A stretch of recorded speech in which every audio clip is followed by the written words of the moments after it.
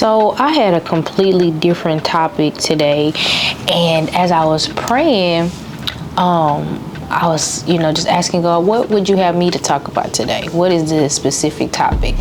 And God was so clear in his direction. He was saying that, tell him about staying on track. And so as he was talking to me about staying on track, he gave me this illustration about sometimes we want to get, like if we're on a train, sometimes we want to get off the train and we see a stop that we want to get off at because, it's just maybe it's something familiar in our life, or something we want to go back to, or something we want to rekindle, or whatever it is that you see, whatever type of exit that you see. A lot of times we like to get off the train, and yeah, we can get back on, but it really takes away from the timing that God has set already for us to get to a specific destination. And so with that being said, that destination is a certain season in our life, a certain place that God is trying to take us to in our life. And a lot of times we'll detour our own destiny, our own promise, the fulfillments that God has for us by hopping off too early, by hopping off the train, whether we think it's for good, whether we decide to fight this battle on our own, or we decide we want to do things our own way. We really, we set ourselves back. And so I was talking to God about my own personal things, and I'm like, should I do this? Is it okay if I do this?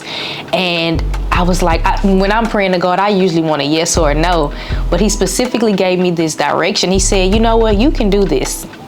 It's not really any harm in it. However, if you get off this train, number one, you can get back on. However, it's going to delay. It's going to delay when you arrive to what I have promised you to.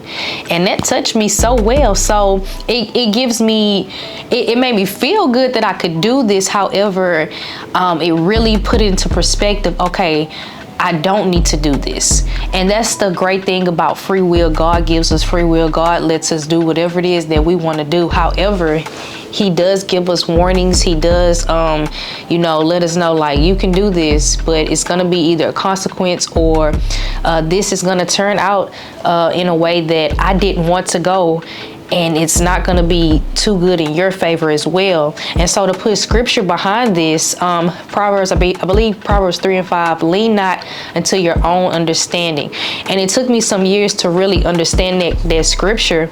Basically, the way we think things should go, or the way that we think about things, or even the way people have taught us different things, we understand it in a certain way.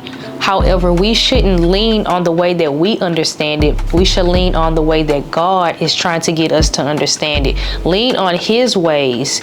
Lean not on your own understanding. It's a specific situation that I was dealing with, and I really just could not understand, like, God, why can I not do A, B, and C?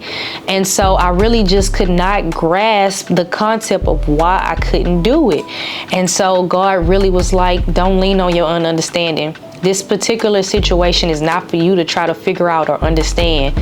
So take that into consideration. Don't delay your promise. Don't hop off the train too soon. Don't detour. Don't get off the train and then you got to go get another ticket to get back on the train to what God has promised you to. Just stay on, ride this thing out till you get to your destination.